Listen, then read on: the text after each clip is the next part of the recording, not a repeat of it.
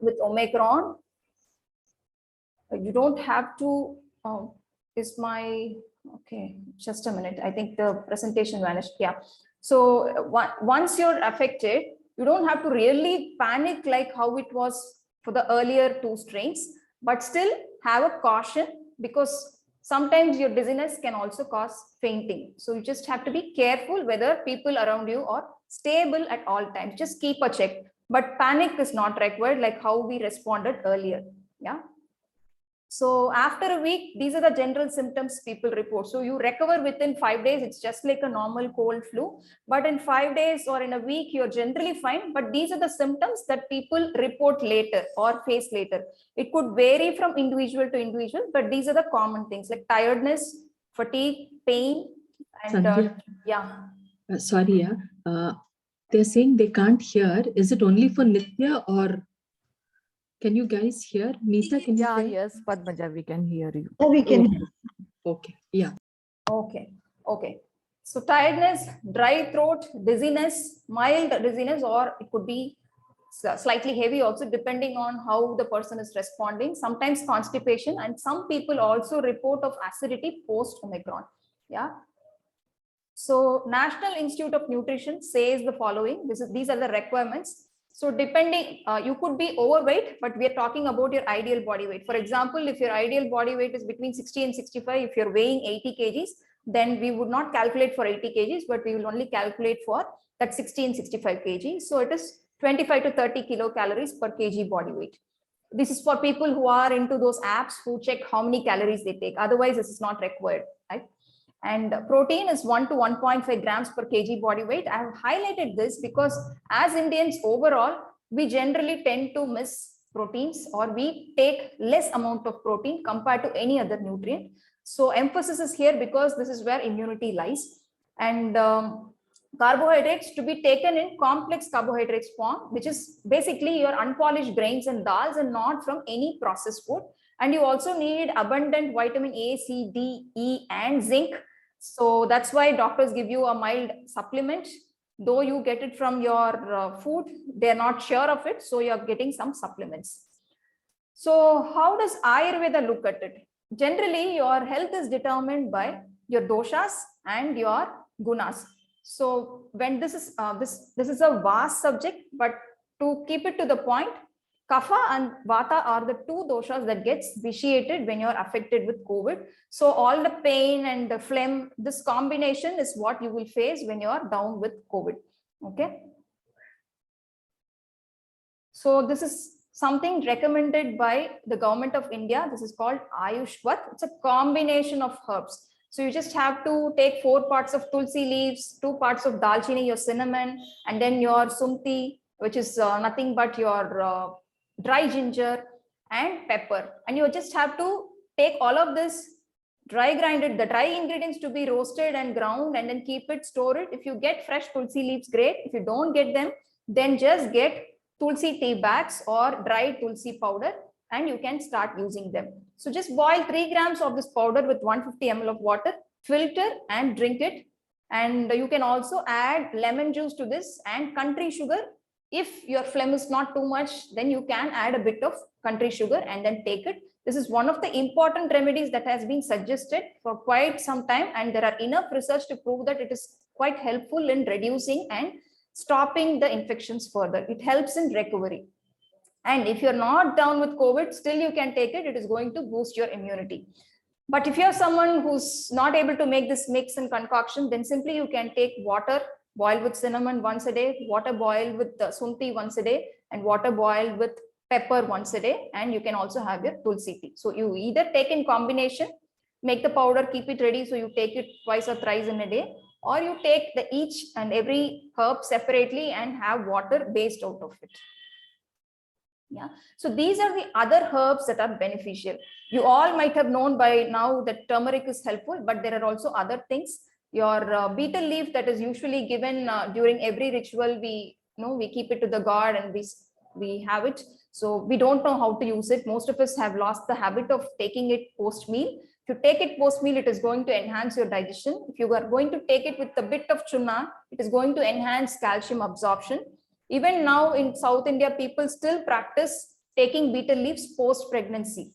Yeah, because it is one thing is it is helpful in improving your digestive power. The other thing is you need extra calcium post delivery, so it is taken.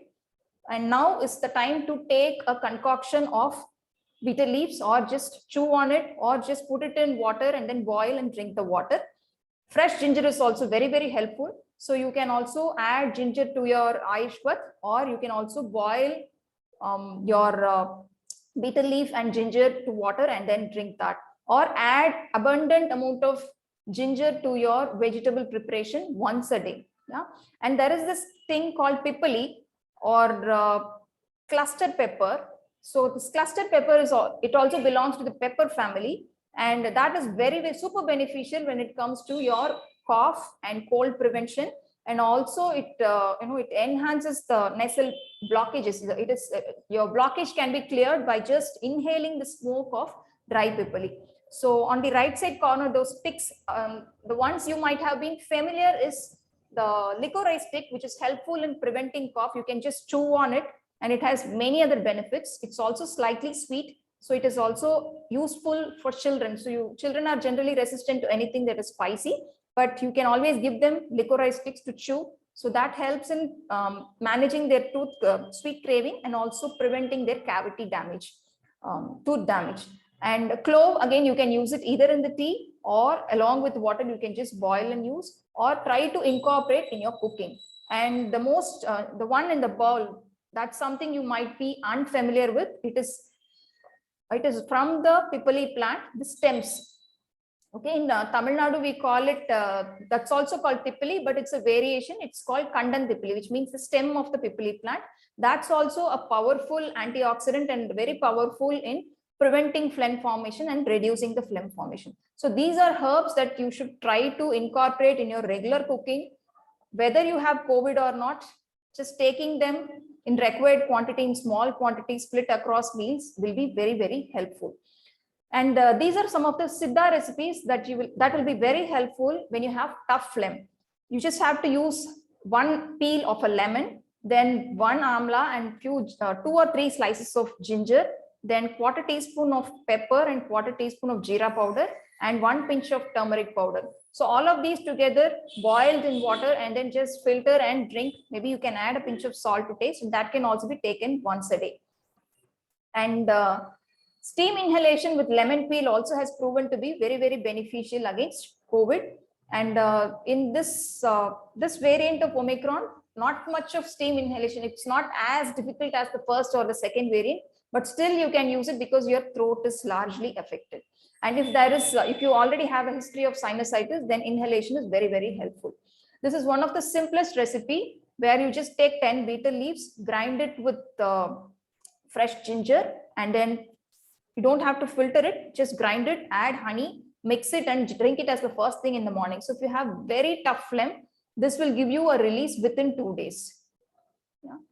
And this is another simple thing that you can do. So you don't have to do everything, just to pick 2 of these from whatever I have shared now. Just pick 2 of it and then start doing that. Whichever is easier for you, whichever is available for you, just do that, and that will be very, very helpful in managing COVID symptoms, recovering, and also preventing further cold or phlegm formation. Yeah. So betel leaves, ajwain leaves, and then pepper and jeera powder, and then each you just have to take 1/4 teaspoon of the powder, because it's going to be very pungent, and then turmeric powder, garlic pods, and dry ginger powder. So if you want, you can take a screenshot of all the recipes that I've shared. So just boiling all of this in 2 glasses of water and then drinking it warm along with palm sugar or salt is advisable. If you don't know any of these, then you can just take the leaves, cut it into fine pieces, add it to water, boil the water, strain, and drink. Or if you're making a rasam, just like how you add coriander leaves, you can also add these ajwain leaves and then have the rasam. Yeah. So what to eat when you're affected with COVID? This is the most common question that I keep getting from people. What do I eat? What do I eat? I don't know what to eat. Can I eat this? Can I eat that? So I just try to prepare a basic structure around which it's very safe and it's not aggravating. It's also helpful. Okay. So if you are mild or moderately affected, if you have the ability to eat solids, then try to hit a balance between carbohydrate, protein, and fat. and try to avoid or minimize milk products because it's going to trigger kapha or phlegm formation. Yeah, and every food that you eat will be largely cooked because anything raw is either difficult for the throat or it could trigger vata. So the first thing that you can drink in the morning is any herbal tea that I have indicated before, or Ayushwat in water.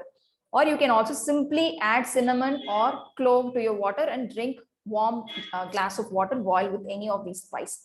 And then around 8:30, or if you're an early riser and you're waking up by 5 or 4:30, then you can very well have your breakfast before 8:30. Yeah. So something like boiled green gram. Green gram is largely safer in terms of vata compared to your chana or any other chickpeas, all of those things. So it is best to have something least gassy, at the same time ensure protein.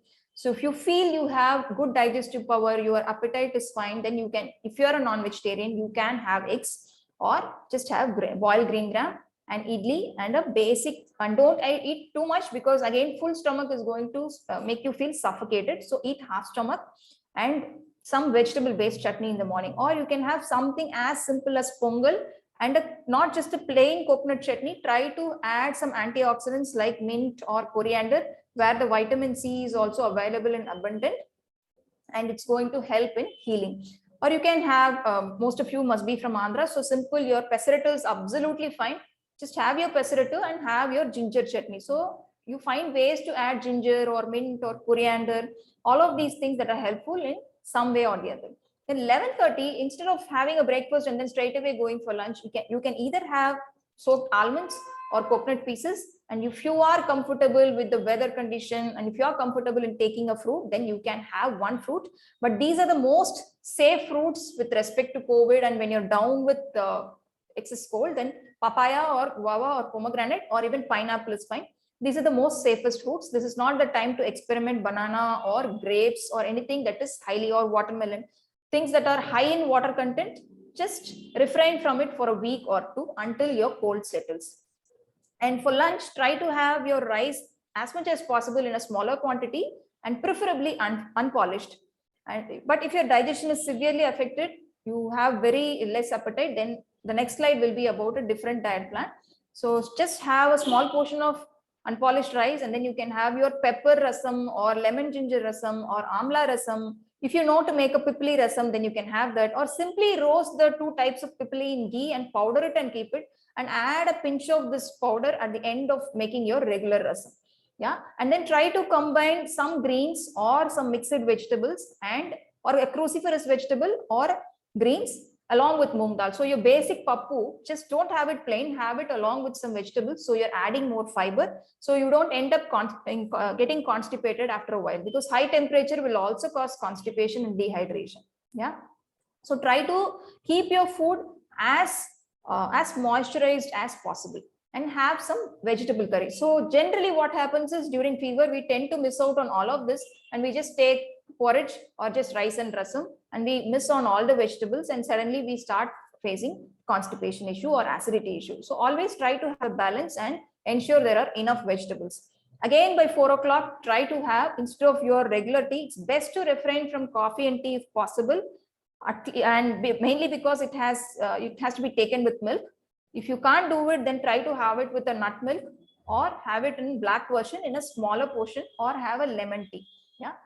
If you can, then best is to avoid and then switch to all the herbal water and herbal teas. So 4 o'clock, you can have Ayushpat, or you can have something called Chukumalli Kapi if you're familiar with it. It is basically your dry ginger powder and dhania powder, which is 3/4 of dhania powder and a quarter of dry ginger powder. It's mixed together and stored in an airtight container. So you just have to take 1 teaspoon, boil it in water, and once it's boiled, roll boil for 1 minute and then switch it off, filter, and you can add palm jaggery and have this, and it's going to be very stimulating for your digestive power, and it also settles your cough and cold. Yeah. And by 5 o'clock, try to have something filling, because most of the people are generally hungry by evening, and this is when they tend to reach out for some snack or the other, and this is the time where you end up affecting your overall health.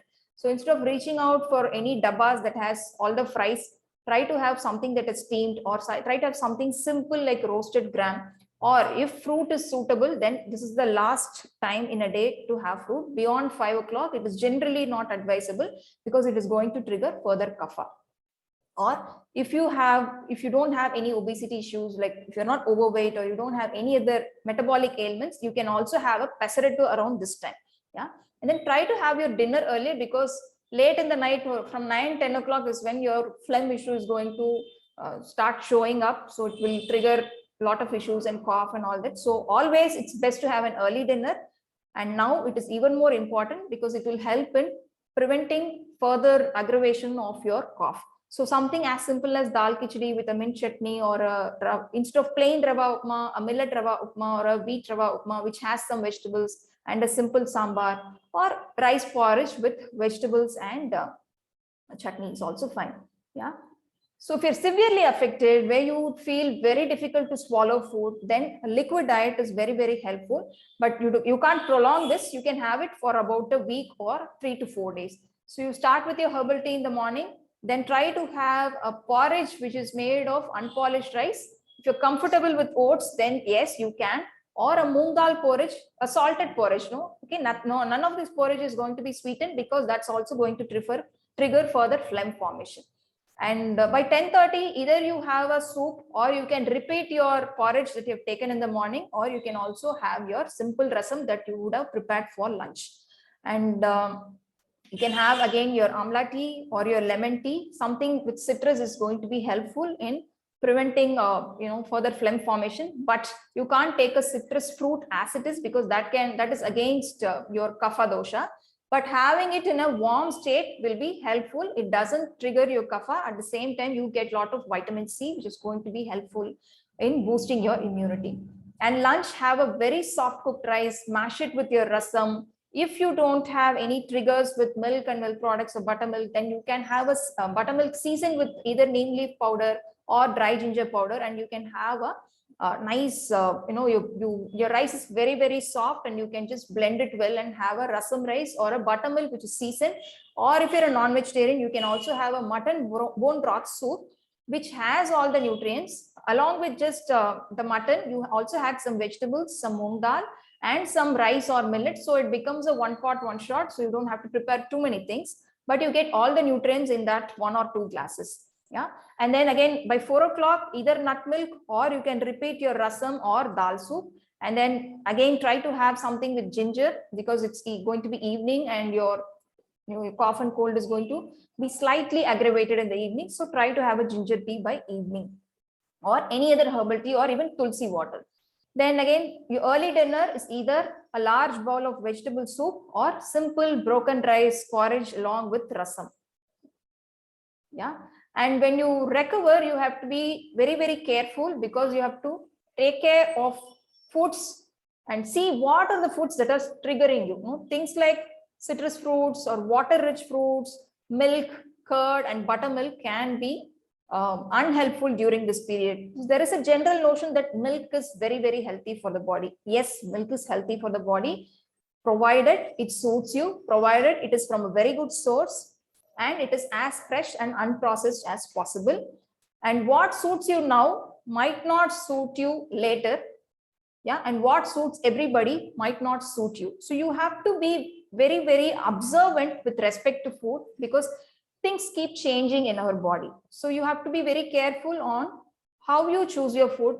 You don't try to make food don't try to make the body adapt the food. Instead, adapt the food to your body's condition, so it's easy for you.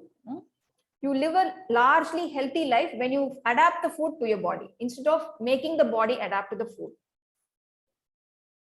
So post-COVID, like after 2 weeks, you will be fine. You can slowly resume your milk and milk products, but always take it with a pinch of turmeric and pepper or cinnamon, because you try to cut off the kapha. At the same time, get the nourishment from milk. And if required, you can also dilute milk for a period of 1 week or 2 weeks. So it's nourishing. At the same time, it's not too much with kapha. Generally, that's how Ayurveda prescribe when it comes to children, where the children have a tendency for constant repetitive phlegm formation. They say you stop milk, then once summer sets in, once you restart the milk, try to give it in dilution first, then slowly you can progress to milk that is not diluted, but always give it warm and give it with some spices. And then you can start with your regular upmas, but not the regular rava upma, but preferably from an unpolished grain. A wholesome grain should be used. That's largely healthy than a refined grain. And you can start adding peanuts, or if you're comfortable, you feel fine, then once in a week chana is fine. You can also start adding fish and chicken if you are comfortable. Yeah. And but try to have a spread across the meal. Don't just end up taking breakfast, lunch and dinner. Try to have something between your breakfast and dinner that is nourishing and light. Sorry, between your breakfast and lunch, and between your lunch and dinner that is nourishing, hydrating and lighter. So your lemon tea and your fruits, all of this which is going to be rich in vitamin C is going to be very helpful in absorbing the nutrients and also in boosting your immunity, because your antioxidants will always be high. Yeah. So you can have a good quantity of rice with something that is rich in protein like dals or fish or chicken, or simple thick sambar. And rasam is a free food, so there is no limitation on how much rasam you should be taking, but vegetables is mandatory. Yeah. 1 or 2 portions of vegetables every day with breakfast, lunch and dinner, I would suggest. Otherwise, at least with lunch and dinner, and a small quantity with breakfast. If you can start getting into this practice, then you're largely saved from many of the metabolic disorders. Yeah. And then evening you can have your mint, lemon or any herb tea, or you can resume your regular tea, but try to add some spices to your regular tea also. And then by 5 o'clock, you can start including your nuts, seeds, your roasted gram and walnuts. All of this is very, very helpful. So around 5 o'clock, if you find yourselves a very hungry person, then you can have a pesarattu, or you can have some poha, or you can have your early dinner as early as 5 o'clock, and then just have a soup around 7:30, 8 o'clock. So you can do it either way, whichever way you find it comfortable, you can do that. Or if you're getting good quality bread, then you can also incorporate bread at 5 o'clock along with a good spread, and not definitely with something sugary like a jam. Maybe with almond butter or peanut butter, or with lots of vegetables. Yeah, you could do it whichever way you find it comfortable, but see to that the food is least processed. And you can also start incorporating milk at night if you are a very hungry person. So again, for dry mouth, these are some of the remedies. So you can get your imli candy, so you can use it at this time, but limit to 3 golis per day, because again, too much of imli is going to trigger your pitta dosha. If you are prone to acidity, then this is not for you.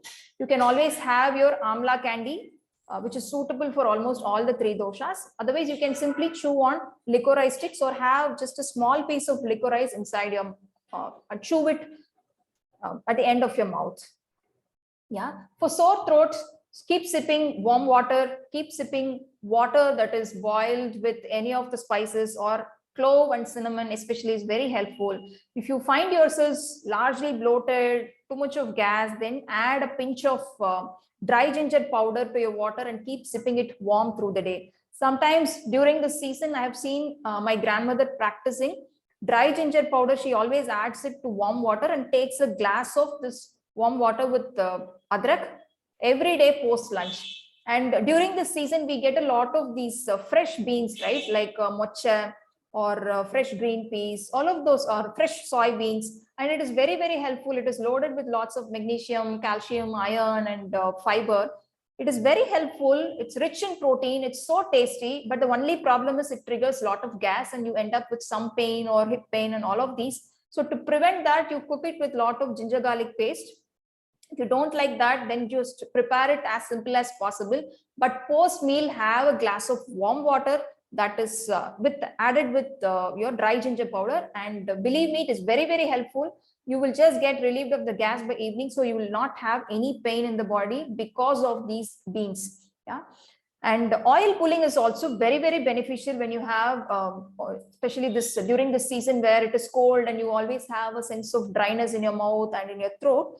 Oil pulling in the morning, gargling for 10 to 15 minutes with gingerly oil or coconut oil in the morning as the first thing before you consume anything is very, very helpful during this season. You can also have warm water with 1 or 2 drops of ghee as the first thing in the morning.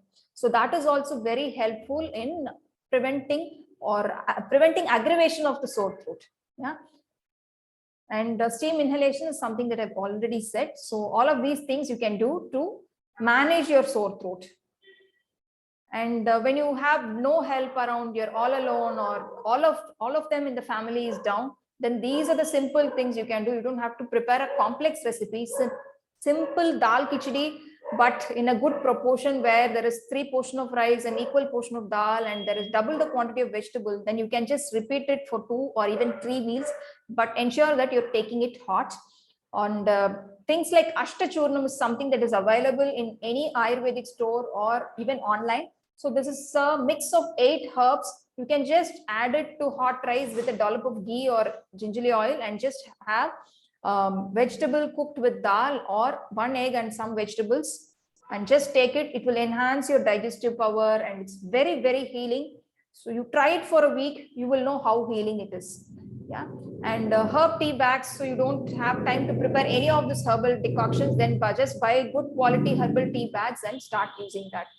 And even if you don't have access to any of these things on Amazon or nothing like that, then just take your masala box, take the jeera and pepper, mix it in equal proportion, and then grind it to fine powder after roasting it mildly.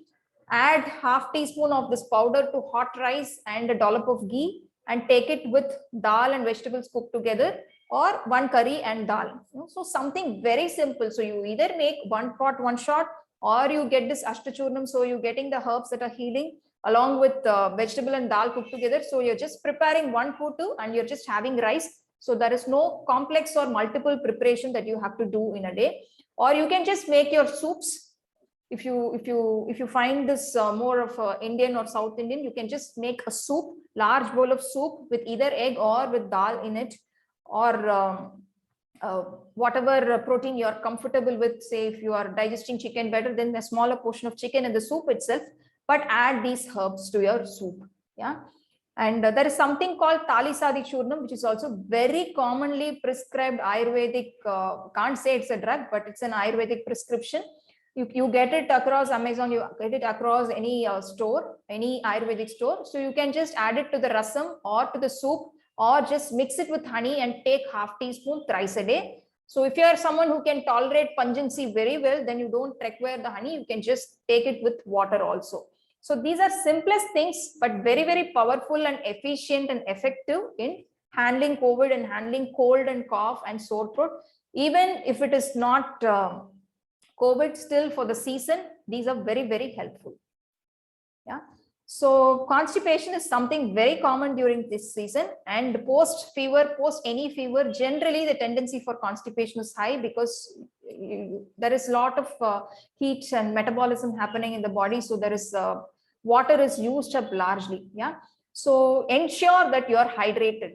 It's very difficult during cold seasons to drink water, to reach out to water. So find simple ways so you drink enough fluids in a day. So the fluids could be in the form of thin soups, your clear vegetable soups, your herbal teas, your water boiled with all the cinnamon stick or the cloves, and have it in a flask at all times.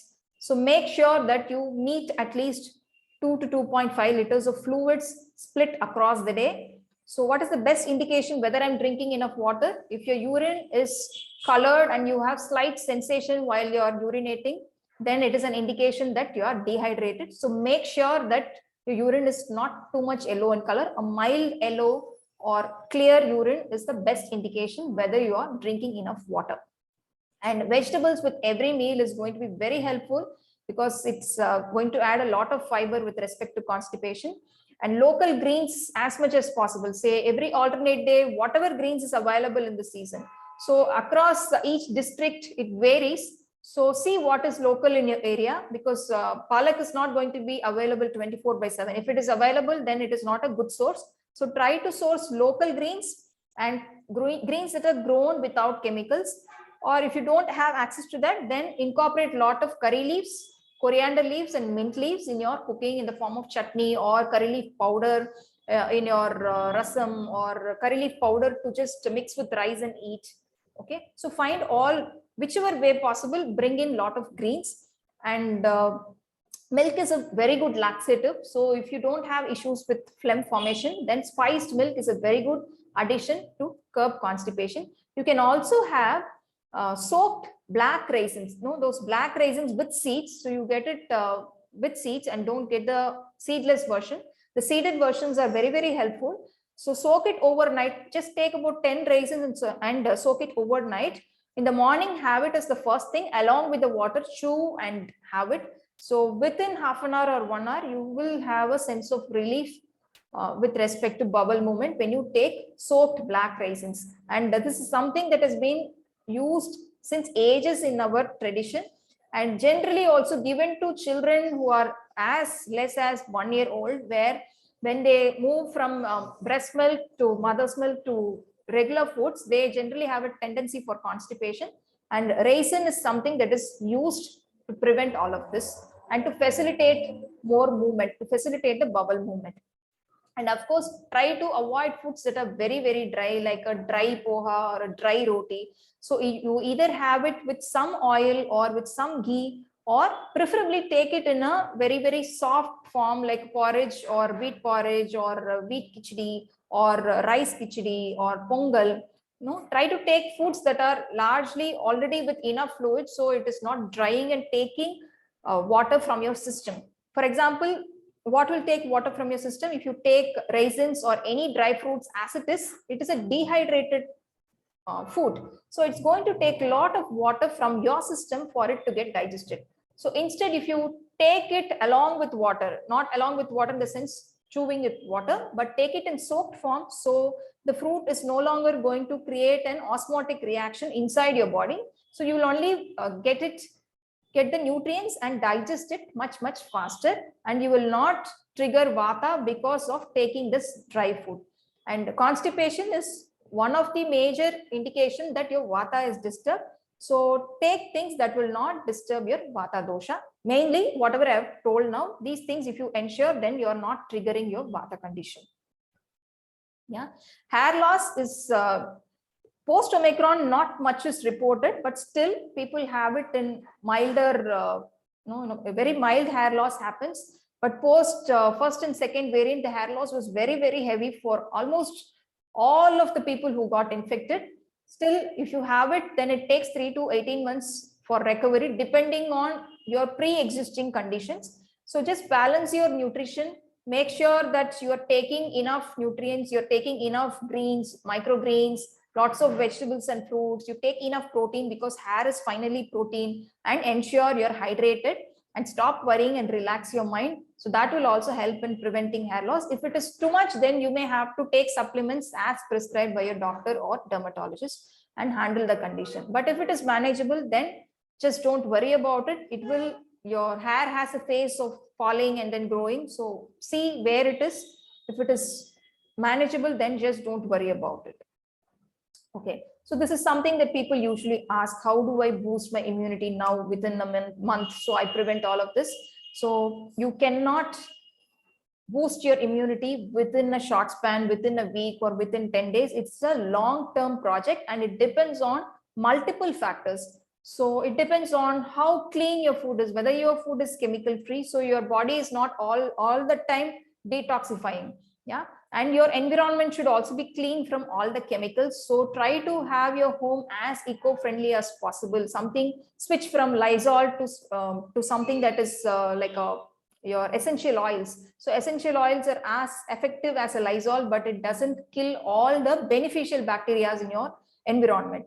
And make sure that your gut microbiome is healthy, which means your pooping should be healthy. You should have regular bowel movements, and bloating should not be there. So if all of that is there, then it means your gut is disturbed. So work on your gut, get a lot of prebiotic and probiotic rich foods, and ensure it is in a healthy zone. And sleep routine is very, very important with respect to immunity. When I say sleep, people generally say I get 8 hours of sleep, but when you sleep is also very, very crucial.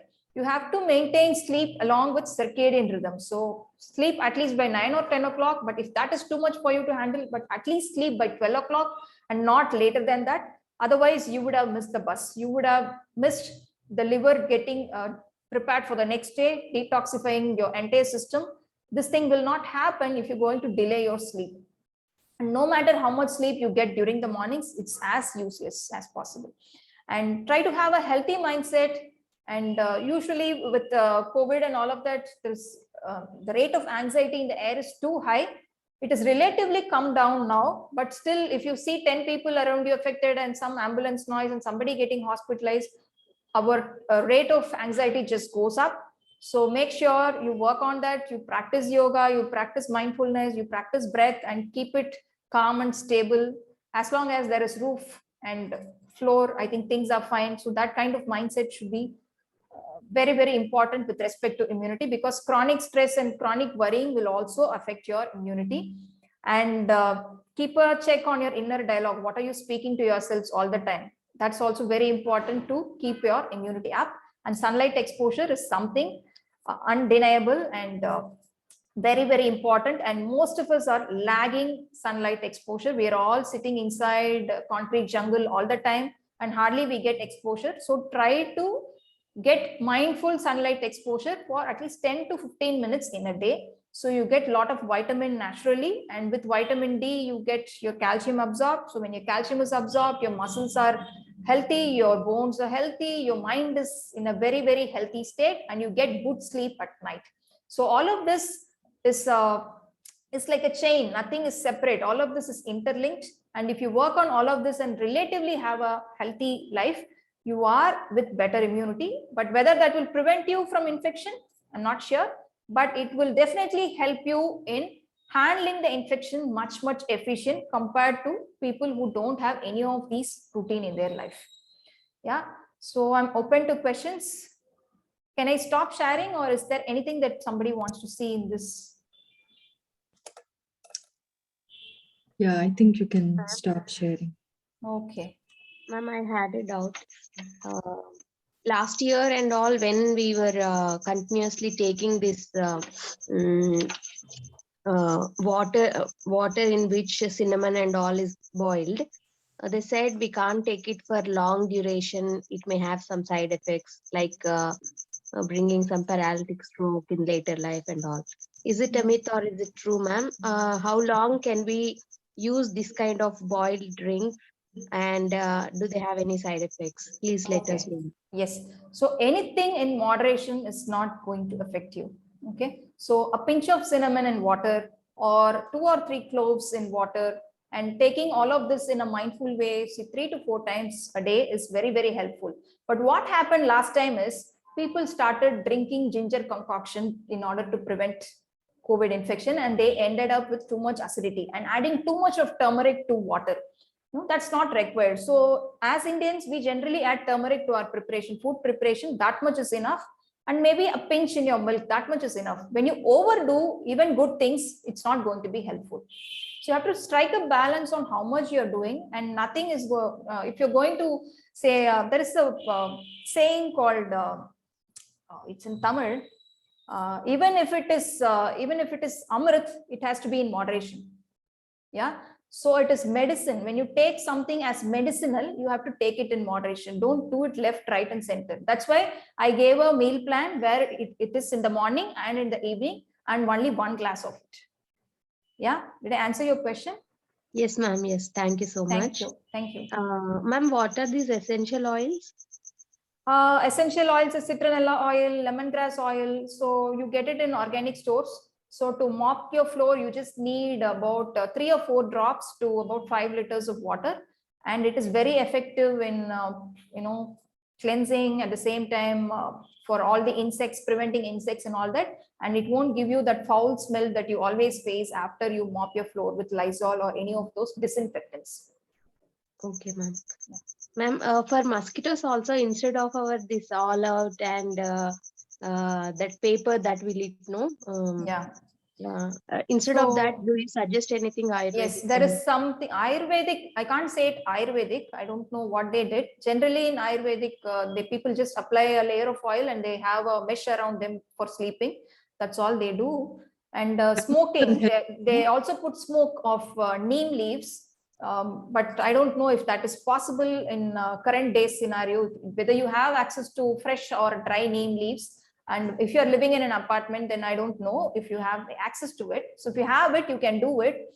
Or you can also, there is this brand called Strategy, Strategi. So this brand has been selling a lot of mosquito repellents that you can spray. It is basically a concoction of your essential oils that can be used on the surface, or they also have many home cleaners that are based on essential oil. So you can try that out. Personally, I use that product. I'm not endorsing any brand, but personally, I use that for mosquito repellent. Yeah. Sandhya, how about camphor?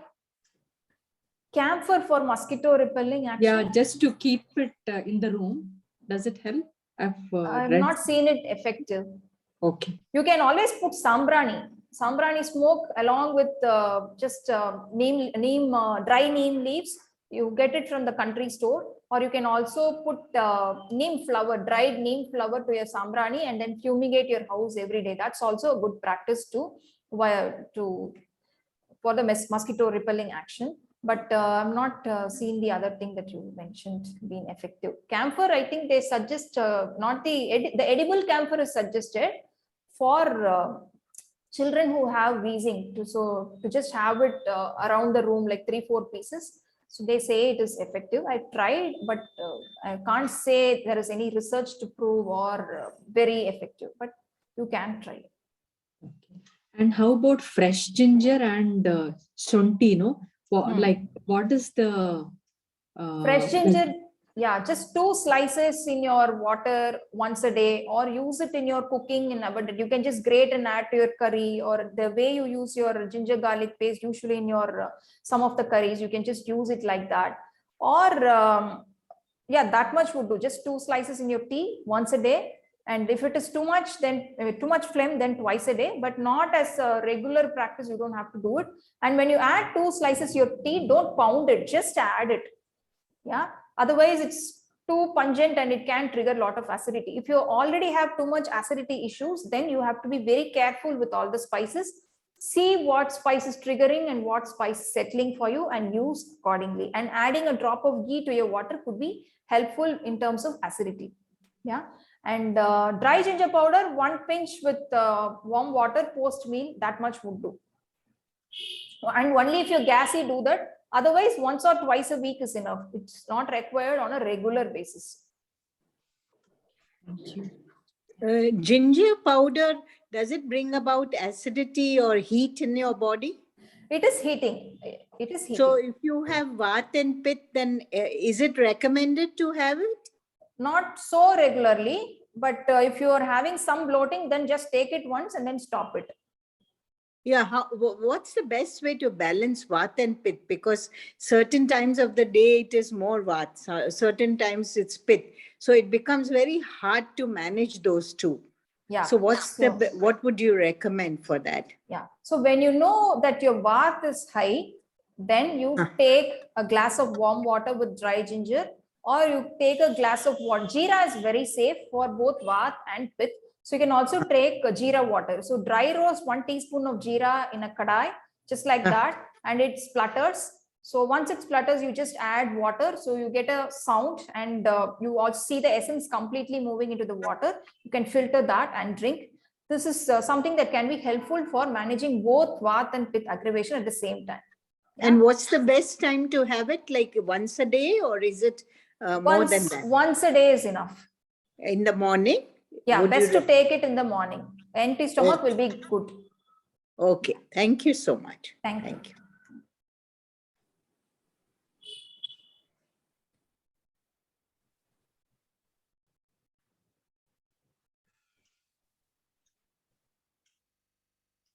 Any questions?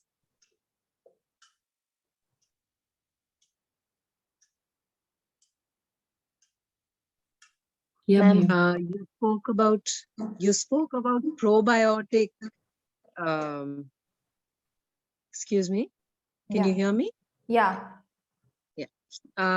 Yeah. So you were speaking about probiotic things. So what could you just elaborate on that, please? Yes. So probiotics are nothing but bacteria present, good bacteria present in your food. So where all it is present, your buttermilk is a very good probiotic. It has a lot of beneficial bacteria.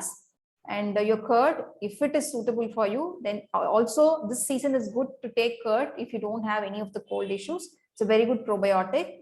And all your fermented foods, but not your dosa and idli batter, because you're going to cook it, so the bacteria are killed when you heat it.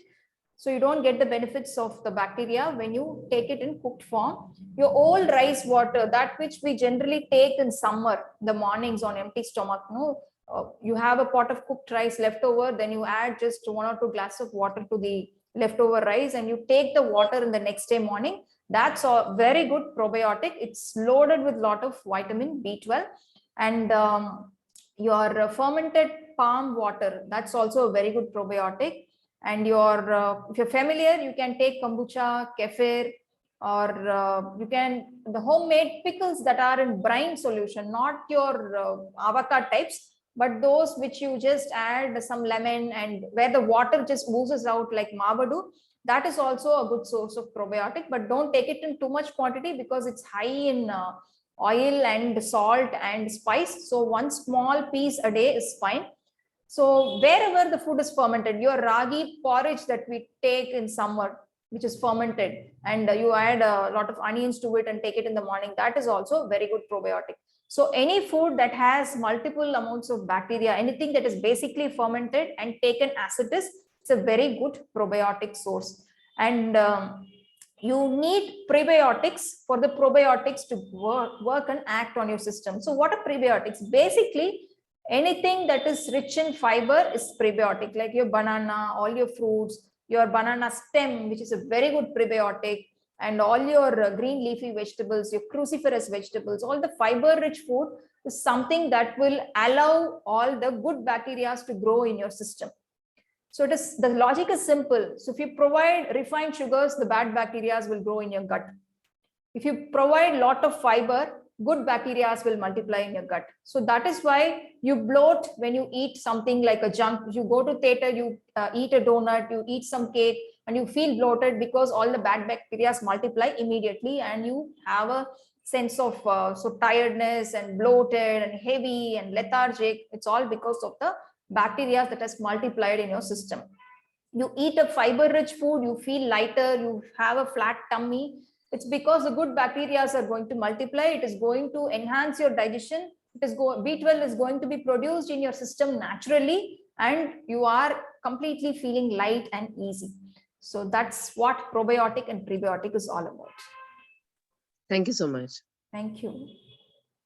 What about consulting you? Where are you based, in Bangalore or somewhere else? I'm in Chennai. So Okay. I think I forgot to put my last slide. Yeah. Yeah. Just share my screen. Yeah, that would be nice if you give your number.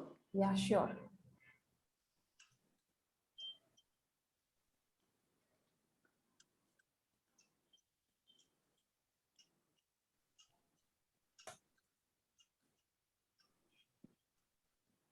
You got it? Yes, yes, I got it. Thank you. Yeah. So that's my put it in number. the- For those who want to have a consultation, you can definitely get in touch. For those who want to keep a check on what I'm sharing, then there are things available on Facebook and Instagram, so you can just follow. Or you can also visit my website if you want some information on what work I'm doing, what are the areas of my work, and what are people's response. So you can also check my website. Yeah. Shall I stop sharing?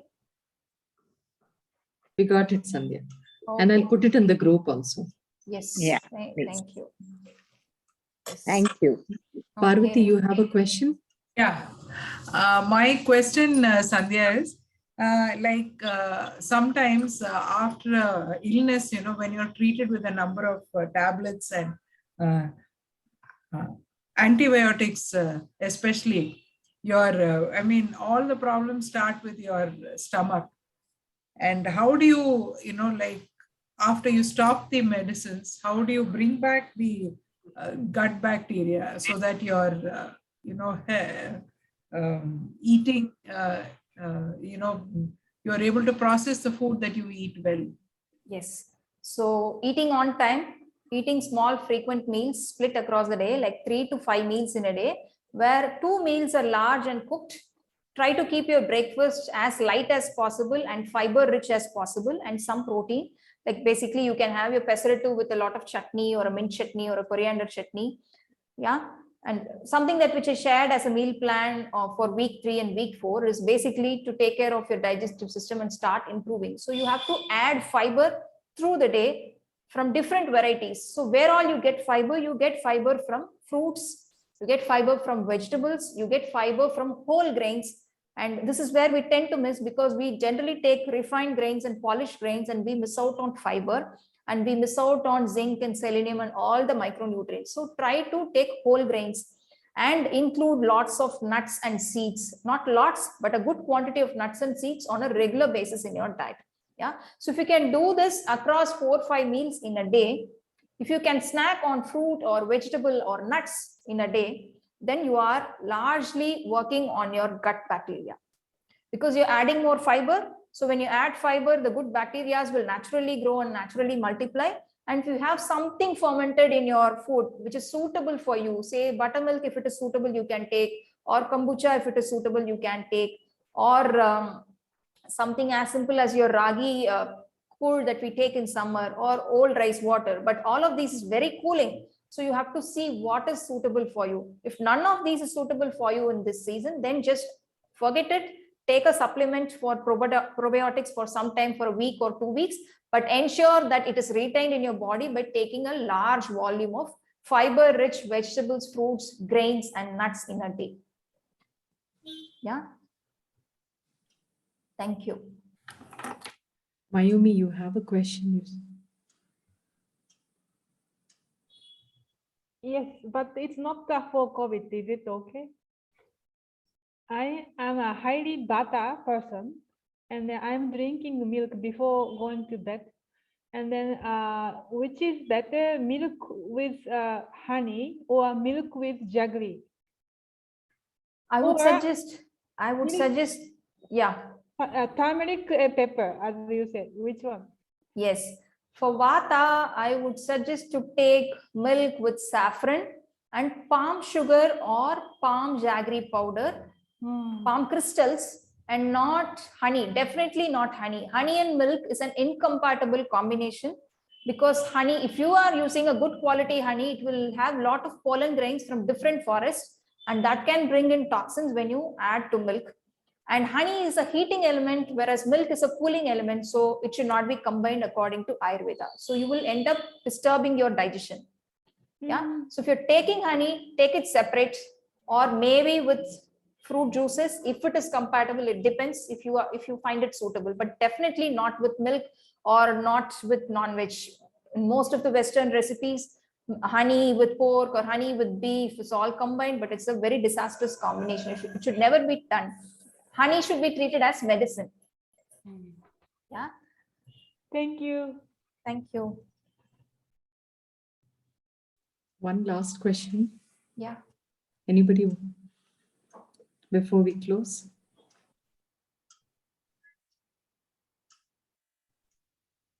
Yeah, ma'am. Actually, this is not related to COVID, but as we are all together, I would like to ask. Yeah, ma'am, a lot of lethargy has set in into lives. Actually, getting up in time and having timely breakfast is very important, as we all know that we have to follow circadian rhythms, right? But personally, for me, and I see people around, lot of lethargy has set in. I wake up at 10 o'clock and I feel very bad about it. Can you suggest anything to set my lifestyle right? Okay. What time you go to bed? Yeah, 10 o'clock or yeah, 10 o'clock, around 10 o'clock in the You night. sleep by 10 o'clock, or you go to the bed by 10 o'clock with your gadget? Go to bed with gadget. Okay. Okay. So try to keep your gadget away from you by 8 o'clock. So you go to the bed by 10 o'clock and start sleeping. You will wake up slowly by 8 or 7, and it will happen naturally. Yeah, ma'am. Okay. So work on Thank your sleep time and sleep discipline. Things will work for you in the morning. Yes, ma'am. Yes, ma'am. Simple corrections, but we miss out on them, no? That's why. Thank you, ma'am. Most welcome. Juhi, you want to unmute and ask? I did not understand your question, so unmute yourself, Juhi. Ironically, I got fever, body aches, and headache just last evening. So I thought this was a blessing. Thank you, Sandhya and Padmaja. Thank you. I wanted to know if apple, you didn't mention apple as a fruit during or post-COVID for phlegm or vitamin C. Yes. You mentioned papaya, pomegranate, and Guava. guava. Yeah. Yeah. Mainly because your apples are probably not from India. If it is imported, then it is useless. It is not going to have any vitamins. So if it is imported, then no. If it is Indian apple, if it is organic, and if you find it comfortable in eating apples, then yes, you can take one apple in a day. But Does if you- guava not cause a sore throat sometimes or no? generally no. Okay. Yeah. Guava and pineapple is also safe. Yes, pineapple, papaya, guava, and pomegranates are safe. Thank you so much. All Thank fruits you. are safe, but just for this condition when there is heavy cold, it's better to play around these fruits than any other fruit that is more kapha triggering. And only one fruit at a time. For this 1 week, that much would do. Thank you so much. Yeah, thank you. Thank you. Yeah, I would like to just add on. So whether you are asking me, is that the amount of fruits I should eat in a day? No, if you don't have any infection, any cold issues, then 3 to 5 fruits is generally suggested.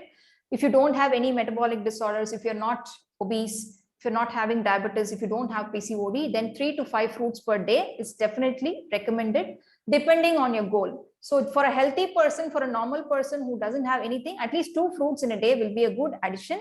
But for now, for the current condition, if you are down with COVID, if you have too much cold, then just limit to 1 fruit and keep it as simple and not kapha aggravating as possible. Yeah, thank you. Yeah, thank you very much, Sandhya. Thank My you. biggest learning is to adapt food to the body. What you said, that's a real big learning. And I love the way you said dollop ghee with everything, with khichdi and all. That I think we'll take it home. Yes, yes. Yeah. Yeah. Thank you so much. Thank you. Thank you. Thank you all. Thank you so much. Thank you, Padmaja. Thank you, Sandhya. Thank you. Thank you so much, Padmaja. Thanks, Sandhya.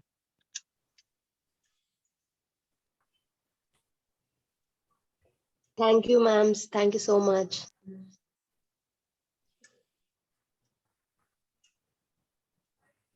Thank you, Sandhya. Thank you, Padmaja.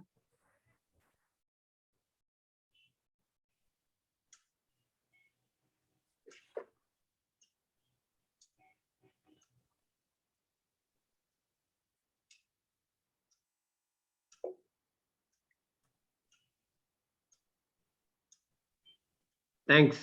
Bye. Welcome.